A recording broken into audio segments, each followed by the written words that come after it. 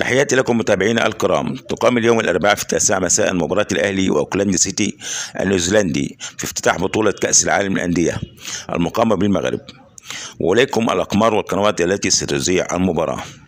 أولا أمر بدر سات 26 أو المقصود به عرب سات 1، قناة SSC السعودية، ترددها هو 12418 اتش 27500 3/4.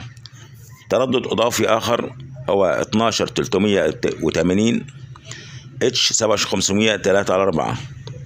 ويعلق المباراة عيسى الحربين.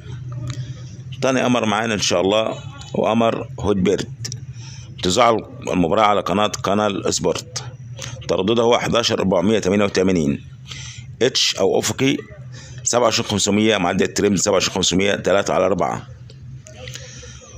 ثالث أمر هو أمر يوتلسات 21، ولكن هذا الأمر موجه إلى شمال أفريقيا ويصعب استقباله في مصر.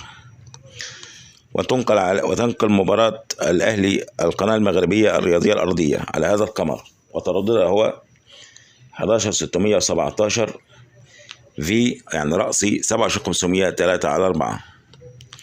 نتمنى إن شاء الله الفوز النادي الأهلي والانتقال إلى المرحلة التالية. إلى لقاءات أخرى ومباريات أخرى بإذن الله.